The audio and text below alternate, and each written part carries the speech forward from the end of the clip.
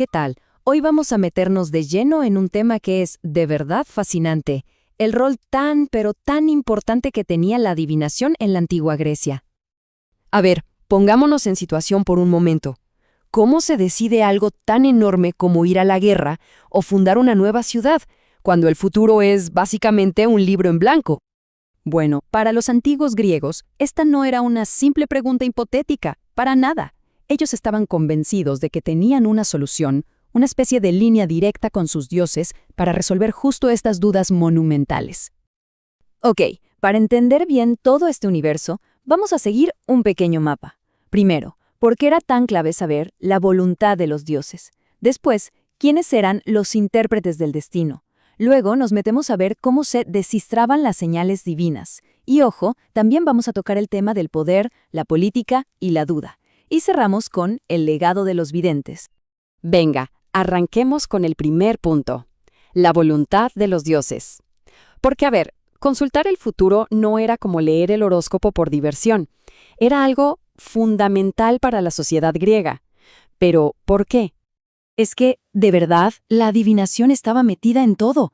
Pensemos en las decisiones más grandes que se podían tomar. Empezamos una guerra, fundamos una ciudad nueva al otro lado del mar, ¿a quién elegimos como líder? Incluso para cosas tan concretas como saber si era un buen día para hacer un sacrificio. Para todo, absolutamente todo, se buscaba la aprobación de los dioses. Era algo central. Ok, si esas señales divinas eran tan importantes, la pregunta que sigue es lógica, ¿no? ¿Quiénes eran estas personas? ¿Quiénes eran los intérpretes del destino? O sea, ¿quiénes hacían de puente entre los dioses y los simples mortales? Y aquí es donde la cosa se pone súper interesante, porque no había un solo tipo de adivino, para nada. Por un lado estaban los peces gordos, los oráculos institucionales en templos fijos como el famosísimo de Delfos, para asuntos de Estado. Pero luego tenías a los manteis, que eran como videntes portátiles. Iban con los ejércitos, leían las señales ahí mismo. Además estaban los onirocríticos, expertos en interpretar sueños, y hasta lugares para la necromanteia, que era ni más ni menos que consultar a los muertos. Y para hacernos una idea de cómo funcionaba, tomemos el caso más conocido, el oráculo de Delfos. La sacerdotisa, la Pitia, no daba un titular claro, no. Ella entraba en una especie de trance, decía cosas muy ambiguas, y eran los sacerdotes del templo los que traducían eso. Claro, esto le metía una dosis de misterio y, seamos sinceros, también de control sobre el mensaje final. Vale, ya sabemos quiénes eran, pero la gran pregunta es, ¿cómo lo hacían? ¿Cuáles eran sus métodos? Ahora sí, nos vamos a meter de lleno a descifrar esas señales divinas. Uno de los métodos más gráficos, digámoslo así, era la extispiciena. El ritual era súper metódico.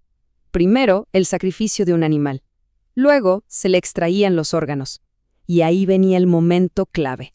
El vidente leía ese hígado o corazón.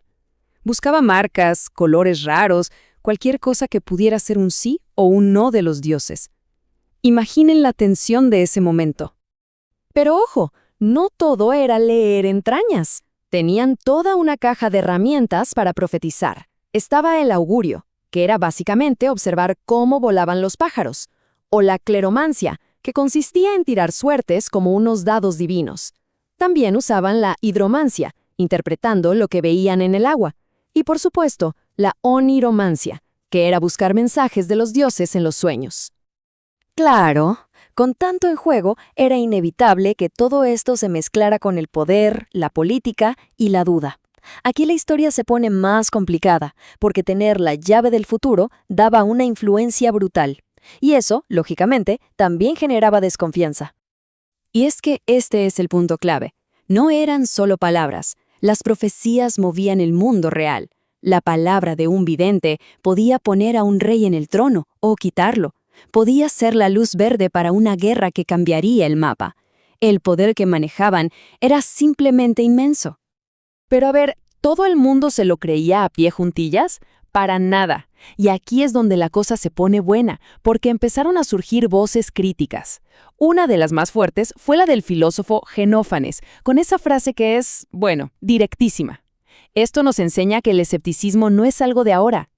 Y Xenófanes no era el único ni mucho menos. La desconfianza venía de todos lados. Había otros filósofos que decían, esto no tiene lógica. Los políticos siempre andaban con la mosca detrás de la oreja, pensando que un vidente podía ser comprado.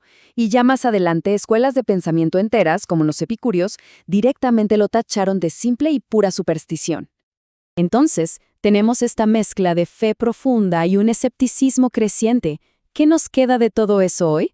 Bueno, eso nos lleva derechito a la parte final, el increíble legado de estos videntes y cómo esa fascinación por la profecía todavía resuena con nosotros.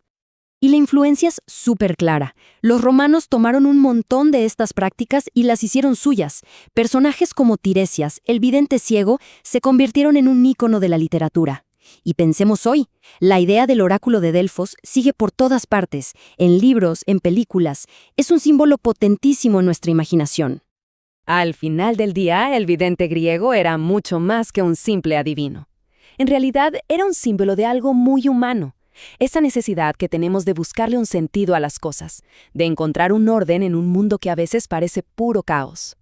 Y todo esto nos deja con una última pregunta, una para pensar. Si hoy los dioses ya no contestan como antes, ¿a dónde miramos? ¿A quién o a qué le preguntamos hoy cuando queremos saber qué nos traerá el futuro?